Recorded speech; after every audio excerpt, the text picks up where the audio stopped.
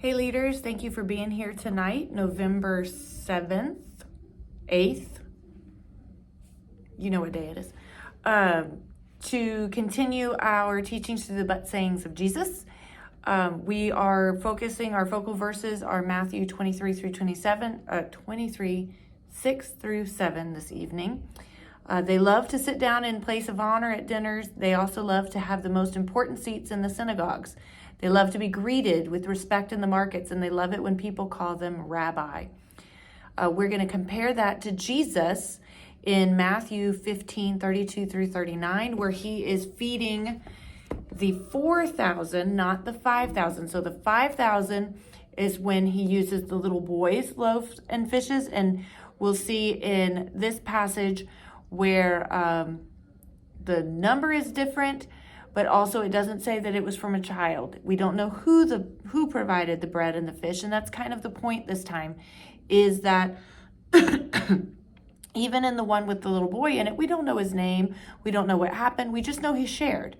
And that these people, whoever gave the fish, the seven loaves of bread and a few small fish, we don't know who they were. We don't know if it's kids, we don't know if it's adults, we don't know if it's one person.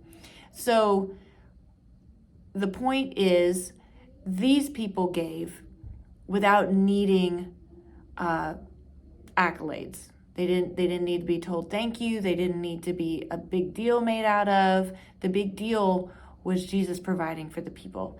And even when Jesus did that, he didn't expect rounds of applause or anything else. He's setting the example. And so kind of the question is, what are ways that we can handle it when we do something well and someone thanks us? What do you do? How do you respond? Or should we only do things that we get noticed for? How can we check our attitude to make sure that we are willing to do things that we don't get noticed for?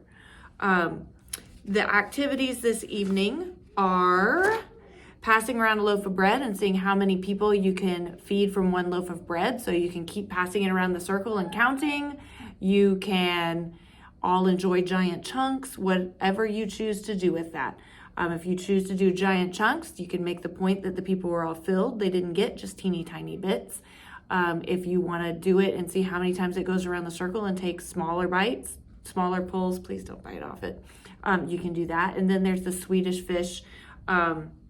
Use the straw, pick the fish up from one plate, move it over to the other. And there's plenty of fish. Nobody should be drooling on each other's fish.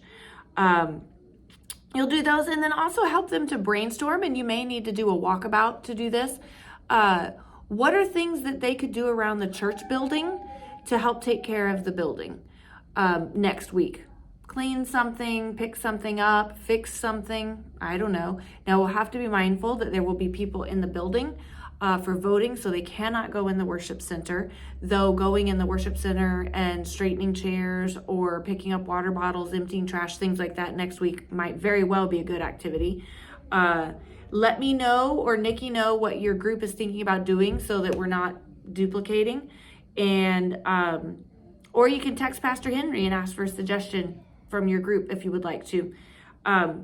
Whatever works, but if you can let us know what your group would like to do, then we can try to make sure we have those supplies for you next week. There we go. I look forward to seeing you tonight. Thanks.